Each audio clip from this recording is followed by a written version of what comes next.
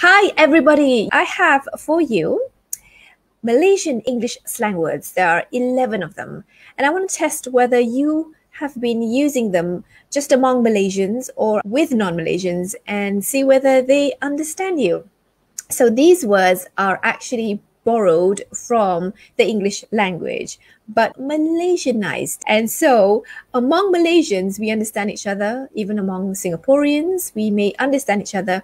But among natives, they may not understand you. But we'll see. We'll see. Let's compare. Let's look at the differences. So are you guys ready? Okay, if you are, let's do this. Okay. Now, the first word is slumber. So I'm going to spell it the English way, S-L-U-M-B-E-R. The Malaysian way, or is it the Malay way? S-E-L-A-M-B-A, slumber. Slumber. Even the pronunciation is slightly different. So when we say muka dia slumber, right? What we mean here is this person doesn't look worried. This person looks really calm, muka dia slumber, or attitude dia slumber, right? Character dia memang dia jenis slumber, right? Slumber. Not worried, not anxious, very calm.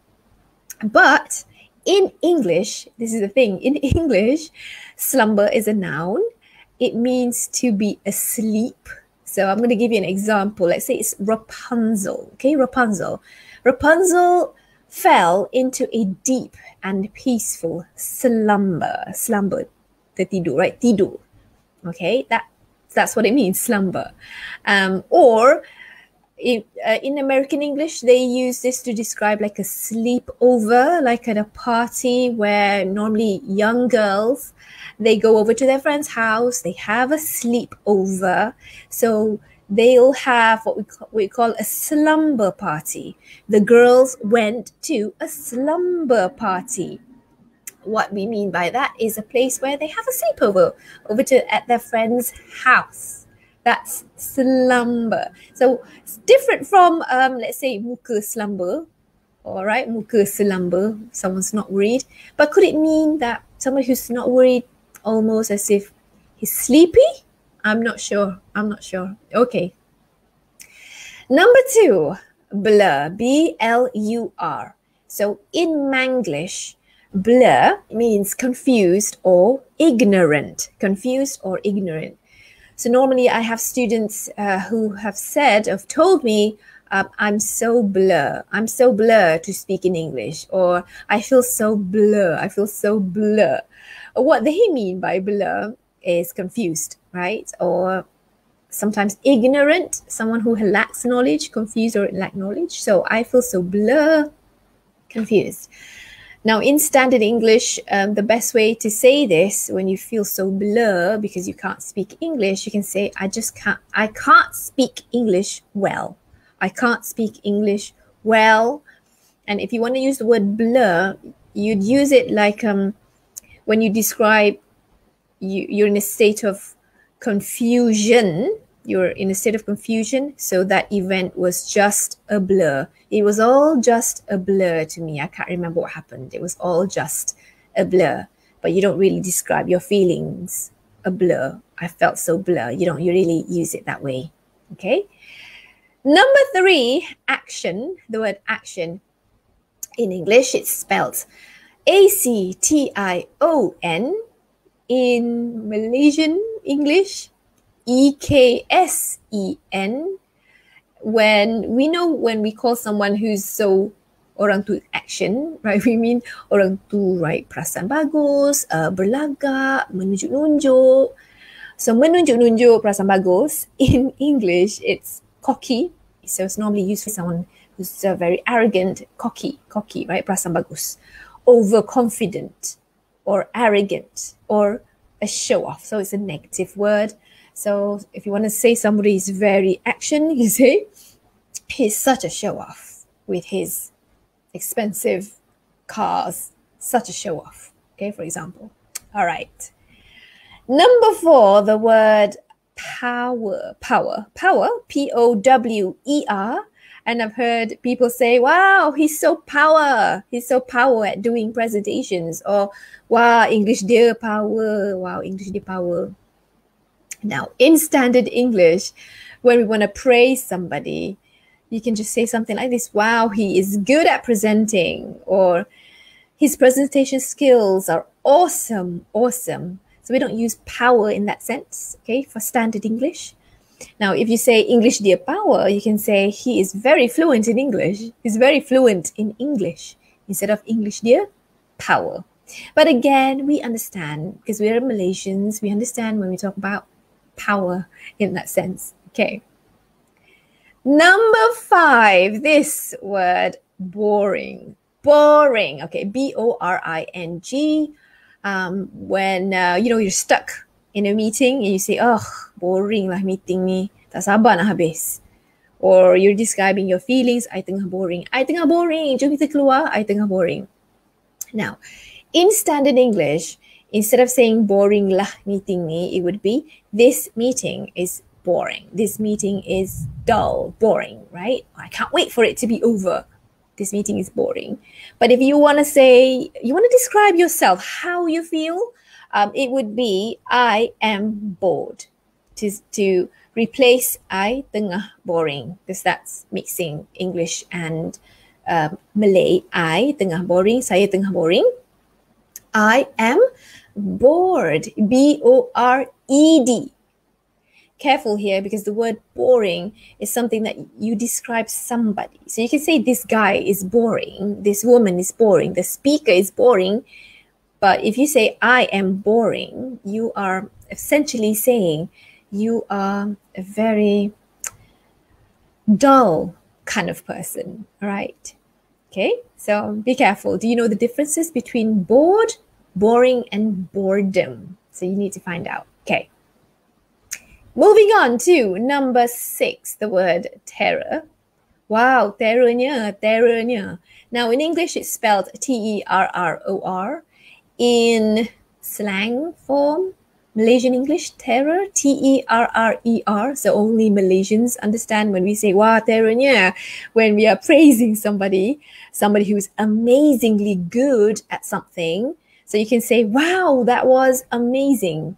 Or you can replace it with, wow, that was brilliant. That was incredible. So if you say, wow, that was terror, terror means something else. It's scary, terror, terrifying. Terrifying, from the word terrifying is scary, right? So you don't really use that word. But again, among Malaysians, we understand each other, so it's okay. All right. Number 7, steady. The word steady, S-T-E-A-D-Y. So in Manglish, when we call somebody who's very steady, what we mean is somebody who's very laid back, somebody who's calm, very composed. So you'd say it like this. Look at her. She wasn't nervous at all. She was so calm. She was calm. Instead of saying, wow, look at her. She's so steady. Steady lah dia tu. Calm would be a better word for that. Calm. Composed was another word. How would you use steady then? Let's look at an example. I took a deep breath to steady my nerves, because your nerves, you're shaking, you're very nervous. I took a deep breath to steady my nerves, to calm myself down, to steady my nerves. But you don't describe yourself being steady. I don't feel steady, all right? Another way, he's my steady boyfriend, she's my steady girlfriend. You're seeing that person for a while now, so you're committed to that person. That's how you would use the word steady, steady, okay? Right.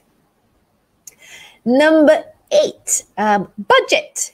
Budget, B-U-D-G-E-T, or another way to spell it, the Malaysian way, B-A-J-E-T. Again, this is somebody, when we describe somebody as dear budget bagus, it's not very flattering. It's not very positive to describe dear budget bagus, because it means that he's overestimating himself. Overestimating himself. Is it the same as action? Maybe. So it's like this. When you say the budget bagus, in English it would be he thinks he's all that. He thinks he's all that. All that is Again, it's slang as well. It's an English slang for the word remarkable or impressive. He thinks he's all that. Dia budget bagus. Budget. But we know budget in English, B-U-D-G-E-T, is related to finance and money. So it's not a way to describe a person. Okay. Number 9, this word best. I love this word because when we say something is best ni benda tu, or best lah cikgu tu, best lah kelas ni, best tu, best ini, we're talking about describing something, right? Describing something. Instead of best, we should use the word awesome, incredible. And so best in standard English, it means the most excellent type or quality. So we're comparing something. For example, this is the best meal I've ever had, or he is one of the best students in my class. So you're comparing that event to, or that person, the best student. He is one of the best students in my class. You're comparing it to others, right? This is the best meal, comparing it to previous meals that you've had before. That's best. Okay. Number 10, uncle or auntie, or auntie spelled A-U-N-T-I-E or A-U-N-T-Y. This is a Malaysian English way of, it's a polite way of addressing or referring to an older man or woman. This is not slang, but it's only understood among Malaysians or Singaporeans. When we talk about, an adult who's older than you, you respect them, but be careful that you don't use it to call people that you don't really know. They're not related to you. Okay, so be careful with that if they're not your parents' sister or brother or friend. Okay. All right. Number 11, it's tuition teacher. This is the last word. Tuition teacher, or Malaysians like to say tuition teacher. For non-Malaysians, it's better to call that, or they understand it as a private tutor or tutor instead of tuition teacher. Okay. All right. Okay, so those are the 11 words that only Malaysians understand.